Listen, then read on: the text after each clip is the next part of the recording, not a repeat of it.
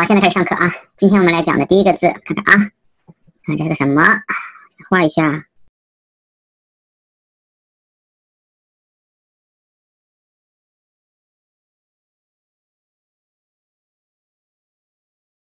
哎，小朋友们认为这是个什么呢？对的，这是一个鸟，一只鸟啊。那如果我们要写一个鸟这个字，我们应该怎么写呢？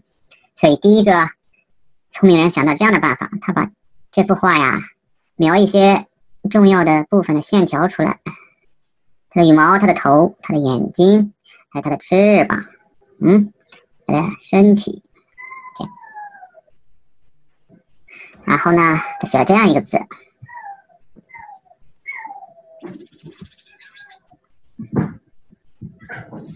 哎，他就用这样的一个字呢来表示小鸟，然后逐渐的后来呀，这个字演变成这个样子。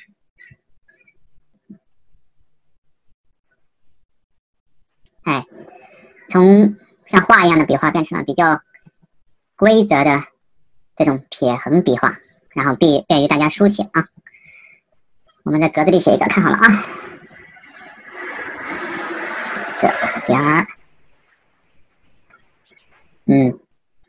这是一个啊。好，我们现在写第二个字啊，看一眼啊，这样。笔画笔顺，一会儿我们再讲哈。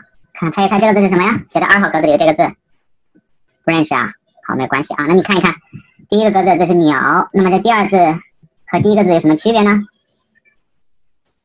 对，它的眼睛没有了啊，它原来在这儿有一只眼睛，现在没有了。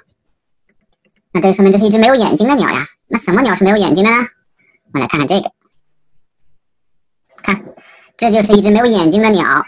有人第一次看到这种鸟啊，他说：“哎呀，这只鸟没有眼睛啊。”然后他就回去写了这么一个字，一只没有眼睛的鸟啊。那你们仔细看，它有眼睛吗？对，是有的。那为什么那个人说它没有眼睛呢？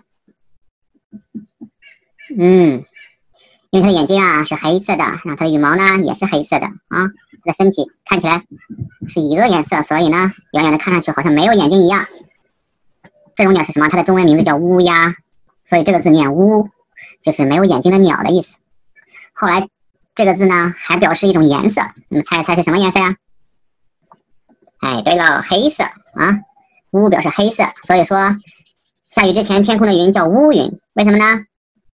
对，它是黑色的云。那乌鸦呢，就是黑色的鸦。那再来一个，乌鸡呢？对，黑色的鸡啊。乌蛇就是在地上爬那种蛇。哎，乌蛇啊，黑色的蛇。所以乌这个字就是代表黑色的意思啊。它最开始的意思是没有眼睛的鸟，因为它的眼睛看上去非常的难以看到，好像没有眼睛一样。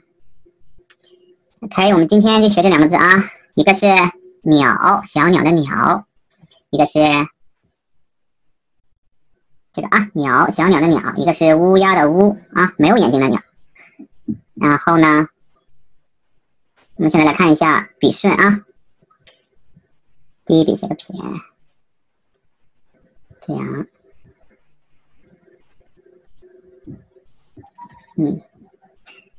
乌呢跟它类似啊。